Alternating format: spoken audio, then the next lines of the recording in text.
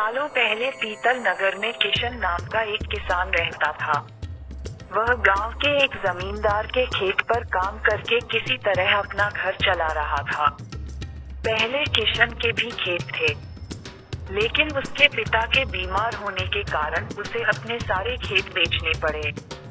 मजदूरी में मिलने वाले पैसों से पिता का इलाज कराना और घर का खर्च चलाना मुश्किल हो रहा था। वो हर दिन सोचता कि कैसे घर की स्थिति को बेहतर किया जाए। आज भी इसी सोच के साथ किशन सुबह सुबह जमींदार के खेत पर काम करने के लिए निकला।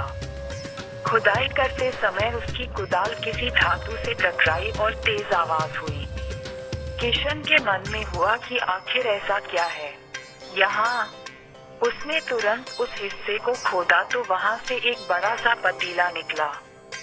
पतीला देखकर किशन दुखी हो गया। किशन के मन में हुआ कि ये जेवरात होते तो मेरे घर की हालत थोड़ी सुधर जाती। फिर किशन ने सोचा कि चलो अब खाना ही खा लेता हूँ।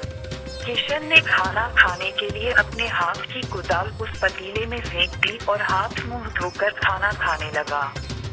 खाना खत्म करने के बाद किशन अपनी कुदाल उठाने के लिए उस पतीले के पास पहुंचा। वहां पहुंचते ही किशन हैरान हो गया। उस पतीले के अंदर एक नहीं बल्कि बहुत सारे कुदाल थे। उसे कुछ समझ नहीं आया। तभी उसने अपने पास रखी एक टोकरी को भी उस पतीले में फेंक दिया। वो एक टोकरी भी पतीले के अंदर जाते ही बहुत सारी हो गई। ये सब देखकर किशन खुश हो गया और उस जादुई पतीले को अपने साथ घर लेकर चला आया। वो हर दिन उस बर्तन में अपने कुछ औजार डालता और जब वो ज्यादा हो जाते तब उन्हें बाजार जाकर बेच आता। ऐसा करते करते किशन के घर की हालत सुधरने लगी। उसने इस तरह से बहुत पैसा कमाया और अपने पिता का इलाज भी करवा लिया।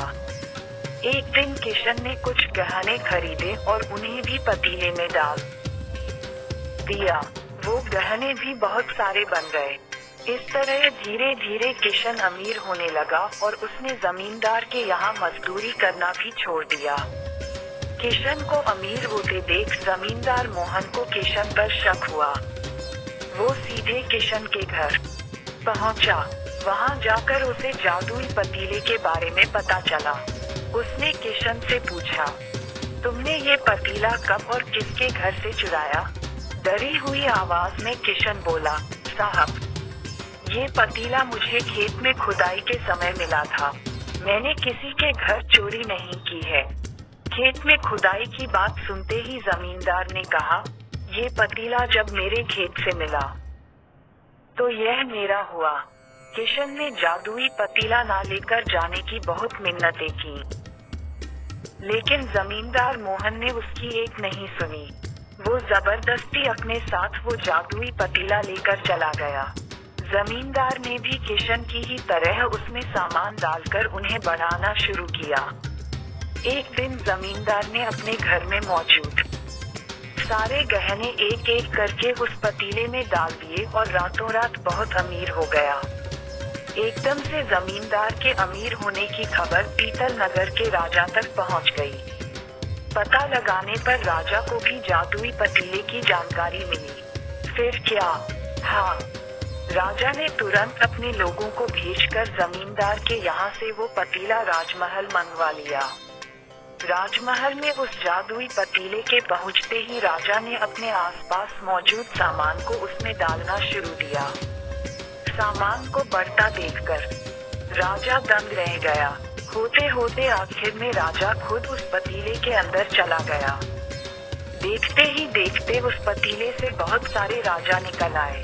पतीले से निकला हर राजा बोलता, मैं पीतल नगर का असली राजा हूँ।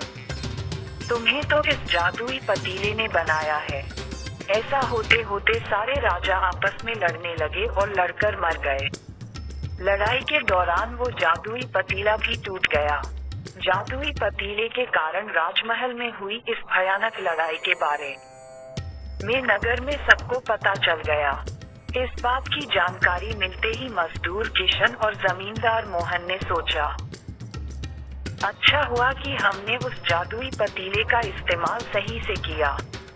उस राजा ने अपनी मूर्खता के कारण अपनी जान ही खो दी। कहानी से सीख। जादुई पतीले की कहानी से दो सीख मिलती हैं। पहली कि मूर्खता का अंत बुरा ही होता है। दूसरी यह कि हर सामान का इस्तेमाल संभल कर करना चाहिए, अति हानिकारक हो सकती है।